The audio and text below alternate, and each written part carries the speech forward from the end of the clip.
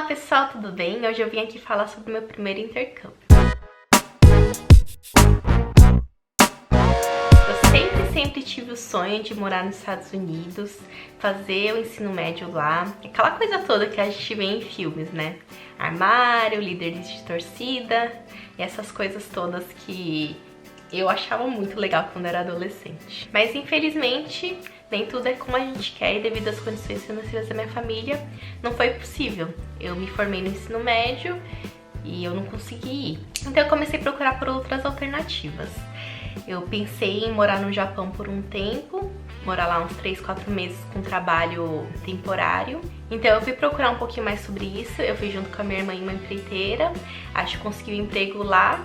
E pelo fato de eu ser filha de japoneses, o visto saiu rapidinho. Tava tudo certo, tudo lindo, maravilhoso, já estava pronta pra viajar. Mas infelizmente 2 semanas antes do embarque, já com passagem comprada, eu descobri que tava doente, que eu tava com cisto no ovário. A minha irmã acabou indo, eu tive que ficar porque eu teria que passar por uma cirurgia.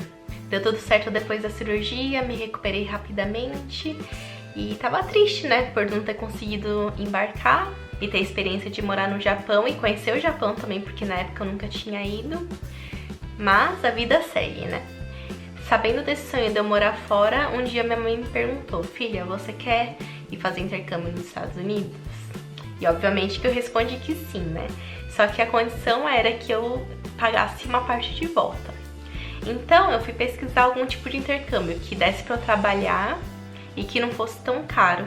Foi aí que eu achei um programa chamado Work and Travel, que é um programa de trabalho e férias nos Estados Unidos. Você pode ficar de 3 a 4 meses trabalhando lá. Esse é um programa focado para jovens universitários, ou seja, você tem que estar matriculado na faculdade para poder participar desse programa e tem entre 18 e 28 anos e o inglês intermediário. Eu fiz uma prova de inglês na agência de intercâmbio que eu fui e depois eles me mandaram as documentações para eu aplicar para o visto J1, que te permite trabalhar lá. Tudo certinho, papelada pronta, visto saiu, passagens compradas e embarquei. Eu tinha 20 anos, fui na cara e na coragem. Cheguei lá no aeroporto de Denver, no Colorado. Eu não sabia para onde ir. Eu já tinha pesquisado já sobre os transportes, o que eu teria que pegar para chegar até o hostel. Só que não foi bem assim. Eu cheguei lá, tava nevando. A blusa que eu tava usando não era suficiente pro frio que tava fazendo. Eu nunca tinha visto neve na minha vida. Mas mesmo com medo, foi aquele sentimento de aventura. Uhul, finalmente tô aqui. E aí eu peguei o ônibus, depois peguei um bondinho. E depois que eu desci desse bondinho, eu não consegui achar o hostel de jeito nenhum. Fiquei andando eu sozinha, uma mala gigante, pesada e um monte de neve no chão. A mala arrastando na neve, super pesada. E um americano me ajudou.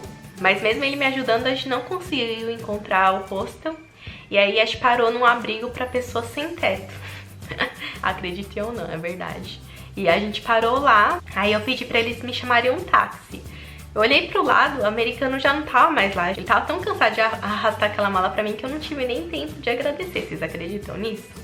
Coitado, né? Até hoje eu não falei nem obrigado, eu queria ter dado uma caixinha, mas ele sumiu do mar. Aí tudo certo, o táxi chegou, só que o taxista falou assim pra mim: é melhor você não sair agora que já tá escurecendo, porque é um pouquinho perigoso e tudo mais, né?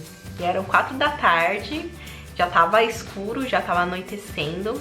No Colorado, no inverno, anoitece muito cedo. E eu não tinha comido ainda, não tinha tomado nada, não tinha tomado água. Eu fiquei super triste, meu Deus, e agora? Aí eu cheguei no hostel, eu tinha pego um quarto sozinha que não tinha vaga pra dividir quarto. Eu abri a torneira do meu quarto, se aquela água marrom assim. Falei, meu Deus, vou morrer de sede aqui, vou morrer. Aí eu lembrei que minha irmã tinha me mandado chocolates. E esses chocolates foram a minha salvação. Eu comi a minha janta e o meu almoço, praticamente foram esses bombonzinhos que eu tinha ganhado da minha irmã. Aí eu fui dormir. Tava mega traumatizada, né? Só que quando eu acordei, eu pensei assim: nossa, eu tô realizando o meu sonho, graças a Deus, né? Finalmente tô nos Estados Unidos, eu tô realizando o meu sonho. Acordei feliz. Eu fiz uma amizade com um casal de Londrina e foi bom porque eles não falavam muito bem inglês e eu precisava de companhia. Então eu ajudava eles no inglês e eles me faziam companhia. E depois, mais tarde, encontrei a Lívia, que é minha amiga até hoje. E a gente fez amizade lá no hostel também. Ela tava triste porque era aniversário dela, ela tinha passado no avião e tudo mais. E eu descobri que ela ia trabalhar no mesmo lugar que eu, então foi super legal. Aí a gente conheceu Denver, demos voltas e tal, e depois a gente precisava pegar um ônibus pra ir pro local que a gente ia trabalhar.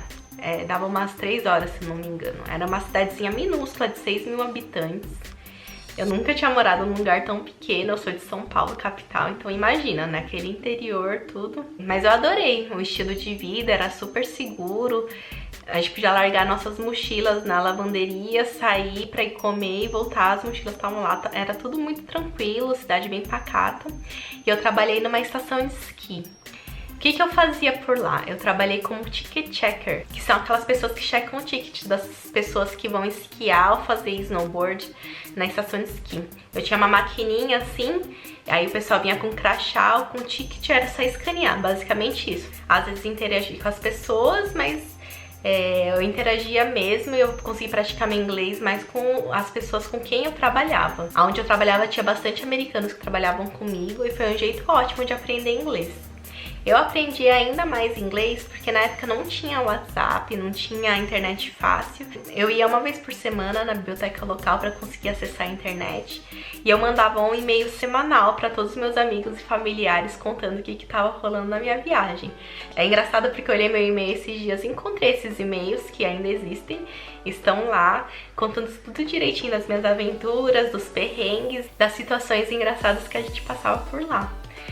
Pra vocês terem ideia, na primeira casa que a gente morava em 8 meninas dividindo um banheiro. Então imagina a situação, né? E todo mundo mais ou menos com horário igual pra sair, porque vinha aqueles ônibus amarelos escolares buscar a gente. Era super divertido. Aquele frio de -10, -15, coisas que eu nunca tinha imaginado passar pela minha vida.